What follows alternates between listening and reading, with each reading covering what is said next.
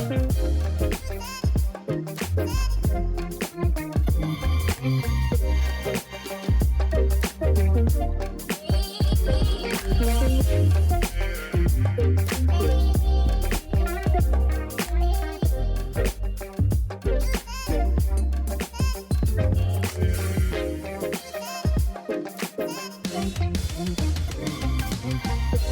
everybody, and welcome back to another episode of the Speak Plainly podcast, where we speak plainly about things that matter.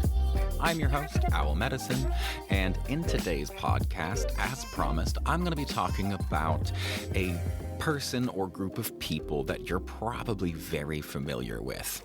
It's a group of people who are online, and I say group because I'm lumping them into a group. They're all individuals. But there's a certain type of person online, and just in general in life that doesn't just happen online, but it happens more online, I think, than it happens in person. And there's the reason I want to talk about it is because it's just been prevalent in my life recently. And normally I wouldn't care, but there has recently been a person who is very close to a person who's very close to me. And that person is what I call a provocative victim. And it's not just me. This is a term. It's a sociological term. Provocative victim. A provocative victim is a person who often unintentionally behaves in ways that provoke or irritate others, leading to negative interactions and potentially bullying situations, but lacks the social or physical skills to defend themselves. Or a provocative victim is a person who is easy to arouse emotionally, and specifically, what I want to talk about is these people are easily triggered, but what they do is they go around triggering other people. So this person twice now, who's very close to a very dear friend of mine, they have shown up on Facebook comments, one time on my page and another time on a friend's page, commenting about one of my comments. So this person decided they wanted to comment about my response, which they hadn't said anything about yet. And what they said about my response, which was about the left bullying the right, because I have a real issue with, it was a post from a very good friend of mine talking about the left bullying the right. And it seems like what he was talking about is what the standard person considers the left, which is Democrats, but anybody with half a brain knows that the Democrats are not left. They're not liberal. They're not progressive. They're so far from that. They're centrist, if anything. But anyway, he said in his post that for a long time, for his whole life, he's from New York, that the left has been bullying the right, and now he feels like it's finally switched. And coming from the Midwest and coming from a high school that literally had a child beat to death 4 years after I graduated high school, in my junior high that I attended, a kid was beat to death for being gay. And our principal, the one I had, was still the principal there then. He said that they don't have a bullying problem. And so when I see that the left, somebody saying that the left bullies the right, I'm going to have a real fucking problem with it because I'm talking about the people.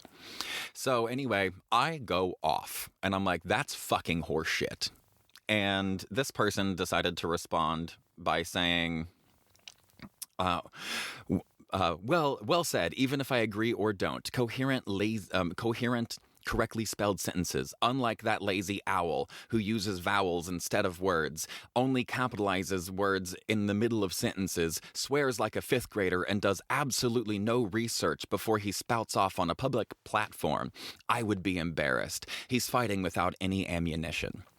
Then a little bit later says that, oh, here we go. I'm simply tired of people battering each other online. I don't like being sworn at and called name. And if this comes from Democrats, period. That wasn't a sentence. If anyone tries to ask a question or play devil's advocate, they yell so loud there's no point in responding. He has no idea what party I belong to. He just starts yelling. He assumes I am on the right, but doesn't know. He is just repeating the Democrat narrative, and it gets old and less and less popular. I like Owl, and I thought he liked me, but I'm done with being abused by people online. To which another person responded and said, "Did I miss something? Did Owl, quote, yell at you?" The only comment I see from him is directed at Jess. This is what I'm talking about. These are people who go online or go out in public, and it's almost exclusively white people. What's really fun about this is it's actually not like a just white person. It's a very white-looking person who has also got a lot of native, but they're a Native American, North American, and they're the part of the country their people come from didn't get a lot of light either, so they don't have the like Hollywood Native American look. They're basically white passing. But here's the thing about white privilege is white privilege is given to anyone else who other white people deem to be white. So if I look at you as another white person and I see you and I don't know what race you are, but I see you and you look like me, you have the same features, the same approximate skin color, I'm going to assume you're like me and you get white privilege. And that's one of the things that goes along with this provocative victim thing. White privilege is the backbone of being a provocative victim. Even though this person isn't fully white, she lives in white privilege, fully and completely in this, because only a white person, in the United States anyway, can walk into a room, start berating people, making fun of people, like abusing people, and then say, "Oh my God, I'm so tired of people bullying other people around." People without as much privilege as white people can't actually risk the provocative aspect of being a provocative victim. They're already victims. And this woman is too, I'm sure. And that's fine. Like, we're all victims and we're all perpetrators. There's no getting around that for anybody. My issue is when a person walks in and does the thing that they then immediately start accusing other people of. That royally pisses me off. That is what my family did. My father, especially, really good at that. It absolutely drives me insane. So I wanted to talk about this because this is a real person who's very close to someone in my life. And it's not just happening through my personal life. This is literally what's happening with Elon Musk as well. Elon was the one who said empathy is humanity's greatest weakness, right? But then when people started destroying Tesla property, then he got all butthurt about it and was like, "Oh, well, show me empathy. Have you no heart?" This is what I'm talking about. He says empathy is the problem, and then he amasses so much money through greed and his own lack of empathy that when other people stop feeling bad for him and are like, "Why? What the fuck? This is bullshit. You're literally illegally disassembling our entire fucking country. So we're going to do something about it." And now he wants the empathy that he was just belittling. He is a provocative victim. Donald Trump is another provocative victim. He will walk into a situation that he caused the problem of and then point fingers at everybody else. And this is America. America is a business.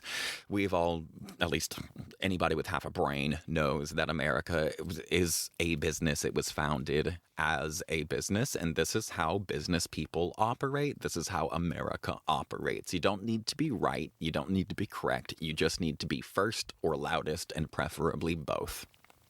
So what they do is they walk in, cause a problem, and then start yelling and screaming about the problem and pointing fingers to go. And then people who weren't aware of the problem are now immediately aware of the problem. And when you are presented with a problem, what do you immediately want to do? You want to solve the problem. So if you're introduced to a problem and then are immediately given a person to blame or a thing to blame, you're going to just go along with that. It is a classic bait and switch. This person I'm talking about that I had this interaction with online, and this is twice now that it's happened, where she came at me, called me names, was being ridiculous, but I wanted to be way ruder than I was. I really wanted to be hella rude back. She came at me, I stood up for myself and was like, "Actually, you know what, excuse you?" And then decided to say that she was being bullied. This is horseshit, and it happens all the time. This is not unique to me. This is a thing that all of us have to deal with. So I want you to understand what a provocative victim is. It's a frustrating thing, and I'm sure you're well aware. So I'm just trying to give you a name to be able to go, you know what, that's what they're doing. Because we've all seen it. We've all seen people show up into a chat thread online and start going off about something, being super rude and super disgusting, and then talking about how rude and disgusting everybody else is, and they started it. Sorry, but who started it does matter sometimes. So I want you to have the ability to go, oh, all right. You see somebody walking into a situation and making it far worse and being aggressive. And then when people stand up for themselves, they then claim to be the victim. This is also white privilege. Like you stir the pot to get whatever it is that you want out of it. You get to say whatever you want, and you think that you're right. You think whatever you do is fine. So you show up and you stir the pot. And when you go and stir the pot, and then other people go, oh, hell no, I don't think so. You go, excuse you? What? You're so rude. This is so bad. That's a provocative victim. This is white privilege in action, because what's happening is this person is so blind to their own shit. Like, she's clearly blind to exactly what happened, because I saw it, this other guy saw it, it's very clear, it's literally in black and white right there on Facebook. And yet she was complaining about people bullying people online, which is exactly what she did. So I commented and said, actually, no, you're being a provocative victim. And if you want to, you should probably check out my podcast on it, because I'm going to do one very soon on being a provocative victim. So I wanted to get into the psychology a little bit of this, because this is not a bad person. This person is one of the most creative people I've ever met. She is a powerhouse at making anything. Like, nothing stops her. If she wants to set her mind, if she sets her mind to making a thing and doing a thing, she's going to do it. Now, she's not going to do it for you. She's not going to do it for, like, any reason other than she wants to, which, cool. Like, have your boundaries. Fuck yeah. Like, whatevs. She is a fantastically creative individual. And that's why all of this is complex and nuanced, is because I can't just throw this person to the trash, because she's very close to one of the people who are very close to me. I'm not going to not be around this person. That's what makes this so difficult. And that's why I wanted to do a podcast on it, is I'm going to have to deal with this person. I don't like her. I didn't like her the day I met her. The day I met her, she didn't know who I was. I hadn't gotten close with this other person yet. And so when I met her, I was actually at an open mic night, and there was this lady who was walking up in the middle of a singer-songwriter set and standing up, blocking the view of a bunch of other people, and loudly talking through the entire set.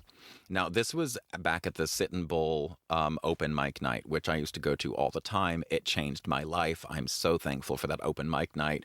So thankful that I only one time ever left the open mic before it was over, and it was that day.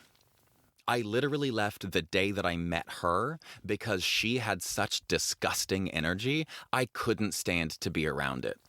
Later, I was told, oh, that's understandable, but also she's the best one in the family. And that's fine. She can be the best one in the family. That doesn't mean she's not garbage when it comes to how she handles herself in public and being respectful to other people. And this is where I think she is blind. And I think a lot of these people are blind. I don't think they're aware of how nasty they are. I think whoever raised her was so vicious and so cutting and so nasty to her that her softened version of that today is as good as it gets in her mind. She's not being a bully, because at least she's not as bad as her mom or her dad or caregiver or whatever.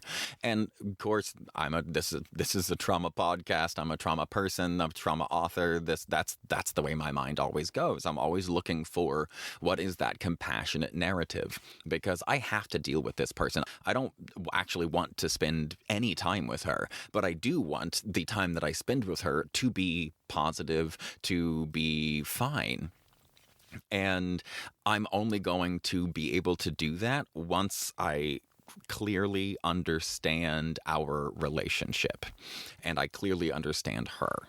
And so for me, what that means is I need to be able to understand what that behavior is that triggers me and pisses me off. And it's that provocative victim thing. And that same psychology I was talking about, the being unaware, I think also is exactly the psychology that led to her rudely talking through a singer-songwriter set, a person who was doing a song that they had just written for the first time, and she wouldn't shut up. She was standing directly in front of the stage, as close to the stage as you could be and not be on the stage, was standing there blocking the view, talking about something from her day. Right? That's the lack of awareness. That's the level of lack of awareness that she has in physical meat space. Now, when you move physical meat space, the level of presence and awareness that you have there, and you move to online, it's even less. I feel like we bring even less presentness, even less mindfulness to our interactions online. They're brief, they're short, they're quippy. We know by now the way the algorithms and social media and all of that has changed a lot of our psychology and conditioning, the way that we think and process stuff and communicate.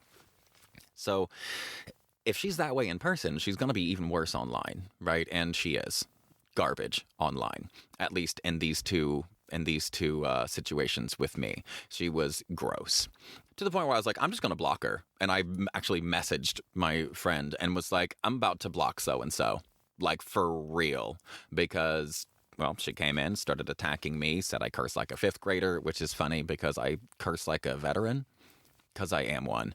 And that I don't do any research, which is really hilarious considering what I do between research for the podcast and for the book and for all the articles that I write and for decolonized healthcare and for all of the stuff that I do. I do more research than the average person. Let's just leave it at that. So when she says he clearly does no research before he posts online, and I would be ashamed if I were him. Yeah, that's fine. You can say that. You can say that you'd be ashamed if you were me, but you're not me. And I don't have to worry about what I misspelling things online. That's because I know that I am well-spoken. I've written 2 best-selling books and clearly know how to use grammar when I want to. I don't think that writing a novel and having perfect grammar makes you any kind of smarter than anybody else. In fact, if you have to reduce your arguments to ridiculing a person saying that they do no research and that they curse like a fifth grader and you'd be ashamed and all of that, and you don't actually say anything about what I said or give me proof that the left has bullied the right, because until you give me a Matthew Shepard, which, if you don't remember Matthew Shepard, when I was in school, Matthew Shepard was beaten and then drugged behind a pickup truck to death by a group of straight kids because he was gay. So until you give me examples of the left doing that to the right, and I mean a couple 100,000, then you don't get to say that the left bullies the right. You don't. I get that politically. And one of the arguments online there was abortion, and the counterpoint was COVID, and being well, the left wants women to have control of their own bodies. And the counterpoint was, yeah, but the left also pushed that mandatory vaccines for everyone. And yeah, but there's a difference there. The difference is that you're not getting a COVID vaccine. Unless you just don't believe that COVID is real at all, you not getting a COVID vaccine can dramatically affect every single living other person on the entire goddamn planet. versus you choosing to get an abortion affects no one but you and that baby. So that's not the same. Jess, if you're listening to this, and I hope that you will, that's not the same. That's not a valid argument. But I've decided that I'm going to start doing episodes like this, where when I have something to say that's political, I'm actually just going to make a long form version of it. That way I can get all of the nuance out, and you have to hear the whole thing, or you can just not if you want and just shut it down whenever, but you at least get the chance to actually hear the entire philosophy altogether instead of in bits and pieces on the internet, because I wound up just arguing, well, with this woman and other people way too much, wasting my time because they don't actually care. And I'm trying to get good information out there into the world. I'm trying to get useful stuff like the term provocative victim. So if you have a person like this in your life, one, I would be interested to know, is this person white? Send it in the comments. If you have a person like this who plays the provocative victim in your life, let me know if they're white. Also, let me know if they had a narcissistic parent or some piece of that in their early life and developmental stages, because I think this person did. I think she's a bit of a narcissist, just from and not the clinical version, but the subclinical version, like my father was. I think she's a bit of a narcissist, but we'll see. I would like to hear from you if you think your provocative victim, it has touches of narcissism. And remember, these things are inherited. So when I'm like, oh, I think they're a narcissist, like, okay, I've been meaning to do a whole podcast on this, but I'll give you a brief synopsis. I have a whole philosophy on generational narcissism coming out of World War II, especially because, like, the men came back, everything was different. The Industrial Revolution, it was like full swing. Women had to go to work and then had to stop going to work, and everything was completely different. The way the world functioned was so far removed from the way that it had functioned 10 years before. And the government wasn't helping these people. The government wasn't helping these vets. They went from a context of being a high schooler to a context of being deeply at war and murdering people, like, live in person, unlike a lot of our modern ones, which happen through, basically video games, because people are doing drone kills and airstrikes and that sort of stuff. Back in the day, these guys were having to do this in person and, like, watching the light leave another human being's eyes. So that deeply fucks with you. And when you get back and you don't know how to function, one thing that narcissism is good at is saying, this is the way we do things, period. And it gives a framework. It provides a framework. So I don't see narcissism as an exclusively terrible thing. I see that it happens quite a bit. I mean, it's a very rare disorder to actually be clinically diagnosed, but these tendencies, narcissistic tendencies, occur quite a bit within the species. So clearly it does something beneficial, right? So I want to say what it does that I think is beneficial, and what I think that it does that's beneficial is provide a framework. It provides a framework for, this is the way that we do things. Right or wrong doesn't matter, but it says this is the way that we do things. And when you have children that are kind of made to be told this is the way that we do things, at least, and we enjoy at least telling them that, especially back in the 50s, 60s, 70s. I mean, we still do. We tell children what to do. And children do need frameworks. They need regularity. They need frameworks. They need, like, a way to understand how the world works, and narcissism provides that. So don't let my use of the word narcissism think that means I think this person or anybody with any narcissistic traits is just atrocious or terrible or whatever, because that's not the case. I do think this person has a few narcissistic traits, and I think they were probably inherited from their parents and the way that they were raised. And, like, it is what it is. But I think that combination of the ridicule that you receive from a narcissistic parent and doing better than them, as far as, like, being less condescending, I think the combination of those two things makes a person walk into a situation unaware of how selfish they are, and the impact that they have on other people, because narcissists don't care. And you're going to mirror the neurology of the people who raised you. So if you were raised by a narcissist, you're not going to care as much how other people respond to you, because you're raised by a narcissist, so you mirror their neurology. And those people have had biological decisions made, and I talk about biological versus logical decisions a lot in the book. They are having these biological decisions made, which are decisions that are essentially subconscious decisions made by previous programming of the body based on successful experiences from the past.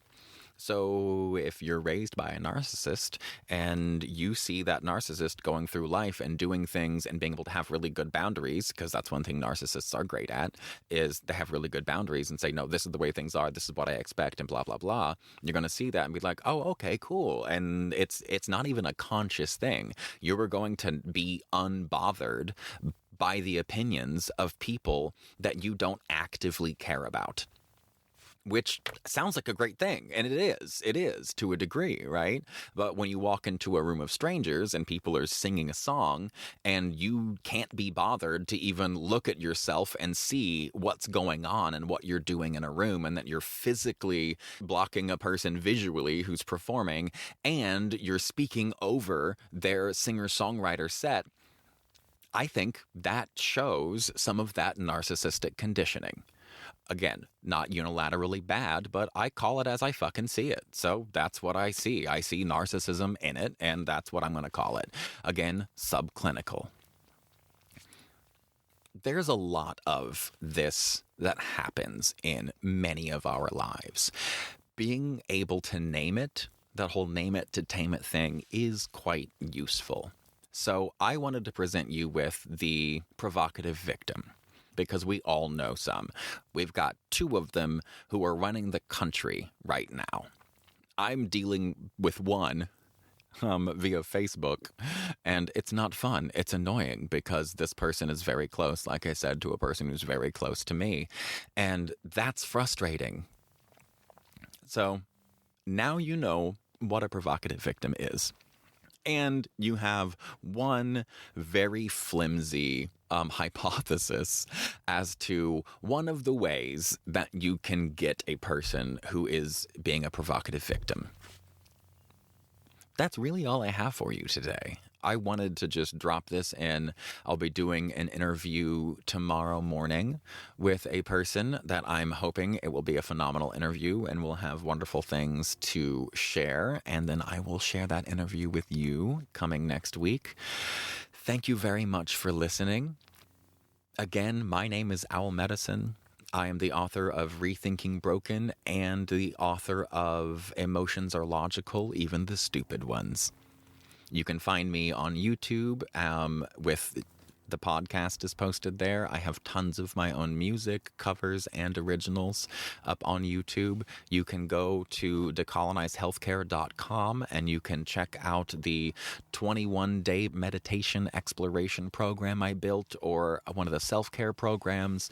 We've got lots of free programs on there for you. You can learn how to read scientific articles. You can go through and get new physiology training. Like I've got stuff in there, a whole education page, so you can learn more about your health, your life, and your body. You can go through the basics of all anatomy and physiology, and there's lots of good information, so you can go there and check that out. You can also go to owlchrysalismedicine.com, where there are links to my coaching, my music, the book, obviously, and the podcast is all hosted on there. Thank you for spending your time with me today. I hope that the provocative victim is a phrase that you now can pull out of your back pocket and use when appropriate, and be like, oh, they're so frustrating, and then just be like, you know what? I know what this is. Owl talked about this in one of his podcasts. They're just being a provocative victim. And you know what? As frustrating as it is, it's probably not their fault, and getting mad at it certainly isn't going to help me. So, I love you all. Thank you for listening. And remember, stay curious and stay uncomfortable.